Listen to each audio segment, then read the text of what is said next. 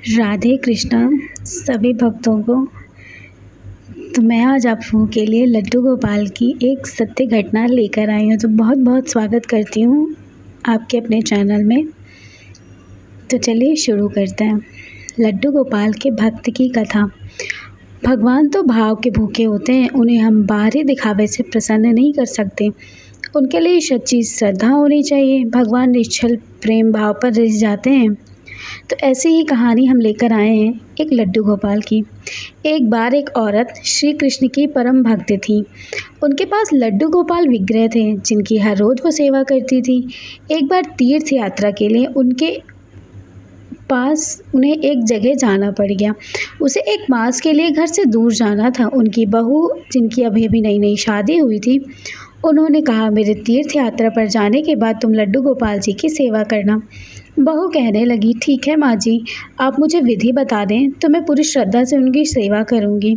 उनकी सासू माँ कहने लगी, बहू, सुबह सबसे पहले ठाकुर जी को स्नान कराना, उसके पश्चात उनको सुंदर वस्त्र, आभूषण, बांसुरी, मुकुट, इत्र लगाना। उसके पश्चात ठाकुर जी को दर्पण दिखाना। ठाकुर जी जब दर्पण में देखकर मुस्कुराएं तो उनको भोग लगा देना। बहू ने हामी भर दी तो सास निश्चिंत हो गई और तीर्थ यात्रा पर जाने के लिए तैयार हो गई।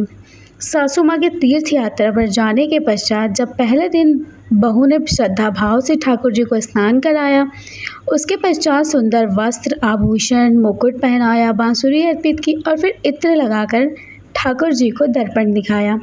उसे याद आया कि माँ ने कहा था कि जब ठाकुर जी का विग्रह मुस्कुराते हुए दिखे तो उन्हें भोग लगा देना, लेकिन उसे लगा कि ठाकुर जी विग्रह मुस्कुरा ही नहीं रहा। वह यही सोचने लगी कि शायद ठाकुर जी को मेरा क्या श्रृंगार पसंद नहीं आया, इसलिए वह मुस्कुरा नहीं रहे। उसने ठाकुर जी को फिर मन से स्नान कराया, श्रृंगार की सारी प्रक्रिया दोहराई।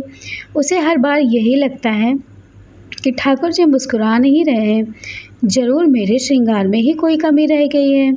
सर्दियों के दिन थे। बहू बार बार ठाकुर जी को स्नान कराती, श्रृंगार को बदलती रही। आखिर में कई बार यह प्रक्रिया करने के बाद उसे लगा कि ठाकुर जी मुस्कुरा रहे हैं। 1 महीने के लगातार ऐसा करने के पश्चात वह ठाकुर जी की सेवा करती रही। 1 महीने के बाद जब उसकी सास वापस आई तो कहने लगी, बहू, अब से लड्डू गोपाल जी की सेवा मैं कर दिया करूँगी। बहू कहने लगी, ठीक है माँ जी, आप जैसा उचित लगे। अगले दिन सुबह सासू माँ ने ठाकुर जी को स्नान कराया और श्रृंगार किया, दर्पण दिखाकर भोग लगा दिया। रात को ठाकुर जी उनके सपने में आए और कहने लगे, तुम मेरे स्नान और श्रृंगार की सेवा अपनी बहू को दे दो, क्योंकि उसकी सेवा में जो भाव है मुझे उसमें बहुत आनंद आता है। तुम भी मुझे हर रोज़ स्नान कराती हो, लेकिन उसने स्नान कराया, वस्त्र, आभूषण, मुकुट, बांसुरी पहनाई, लेकिन जब भी वह मुझे दर्पण दिखाती तो उसे लगता कि मैं मुस्कुरा नहीं रहा हूँ, इसलिए बार बार मुझे स्नान कराया, वस्त्र, आभूषण बदले। उसके इस भोले भाव के कारण मुझे सच में मुस्कुराना पड़ता है, इसलिए उसकी सेवा में सच्ची भक्ति का रस मिलता है। सपने के पश्चात उसकी नींद खुल गई। अगले दिन सुबह उठते ही सासू माँ ने अपने सपने को परखने के लिए बहू से पूछा, बहू, मेरे जाने के पश्चात तुमने ठाकुर जी की सेवा कैसे की थी? बहू ने सारी बात सासू माँ को बता दी।